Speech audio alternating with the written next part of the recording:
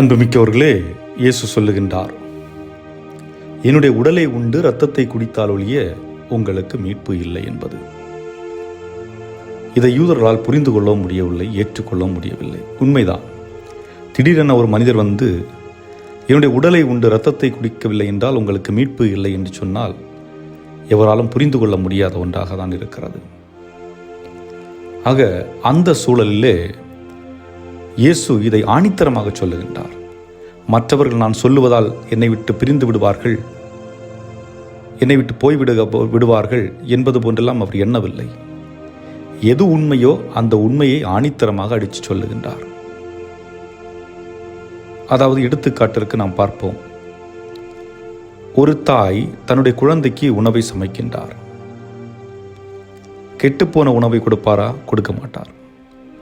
குழந்தைக்கு எது நல்லதென்று படுகிறதோ அதற்கேற்றாற்போல் ஒரு பொருளை தேர்வு செய்து அதை சுத்தம் செய்து அன்போடு சமைத்து தன்னை முழுமையாக கரைத்து அந்த குழந்தைக்கு பரிமாற முற்படுகின்றார்.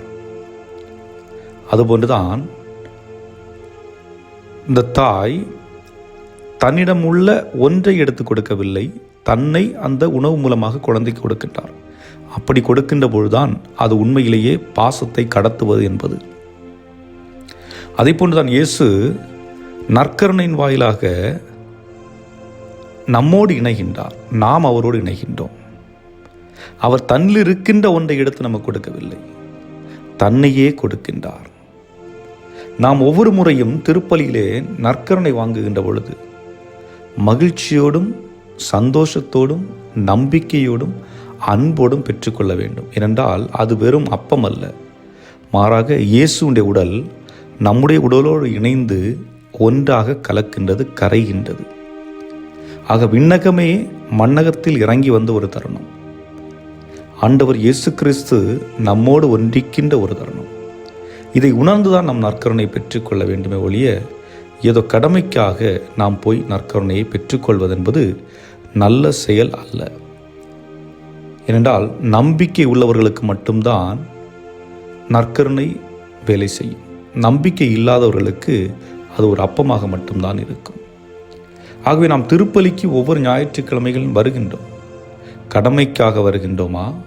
உண்மையிலேயே நற்கருணையில் இருக்கின்ற இயேசுவை கண்டு அவரோடு உறவு கொள்வதற்காக, அவரை பெற்றுக்கொண்டு அந்த அன்பை மற்றவர்களோடு பகிர்ந்து கொள்வதற்காக நாம் வருகின்றோமா? கடமைக்காக வருகின்றோம் என்றால் நாம் வீட்டில் இருப்பதே நலம்.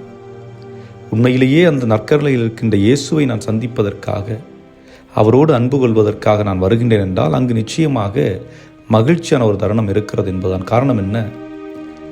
தூய ஆவியானவர் அந்த அப்பத்தின் மீதும் ரசத்தின் மீதும் மட்டும் இறங்குவதில்லை. அந்த அப்பத்தின் மீதும் அந்த ரசத்தின் மீதும் அந்த பீடத்தின் மீதும் அங்கு இருக்கின்ற குருக்கள் மீதும் அதுபோன்று அந்த திருப்பலியில் பங்கெடுத்து கொண்டிருக்கின்ற அனைத்து மக்கள் மீதும் இறங்குகின்றார். இதை நீங்கள் ஆழமாக புரிந்து கொள்ள வேண்டும், ஆழமாக நம்பிக்கை கொள்ள வேண்டும்.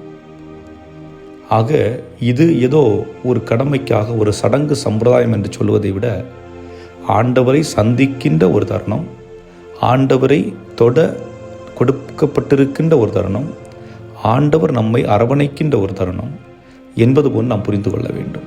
ஆகவே நற்கருணையில் நாம் பங்கெடுப்பதற்கு நம்மை தயார்படுத்தியவர்களாக, நாம் உள்ளத்திலே தூய்மை உள்ளம் கொண்டவர்களாக, பிறரை காயப்படுத்த வேண்டும், பிறரை கொடூரமாக துன்புறுத்த வேண்டும் என்பது போன்ற எண்ணங்கள் எதுவும் இல்லாமல், பிறரை பற்றி தவறான எண்ணங்கள் எதுவும் இல்லாமல், நான் இயேசுவை சந்திப்பதற்காக, இயேசுவோடு இணைவதற்காக, அவரில் வாழ்வதற்காக, அவர் என்னில் வாழ்வதற்காக இந்த ஒரு வாய்ப்பை இறைவன் கொடுத்திருக்கின்றார் என்ற ஒரு உணர்வை தாங்கியவர்களாக நாம் இந்த பலியிலே பங்கெடுக்கின்றோம் என்றால் அதுதான் இயேசு இன்றைய நற்செய்தியில் நமக்கு சொல்லுகின்ற வார்த்தையாக இருக்கின்றது.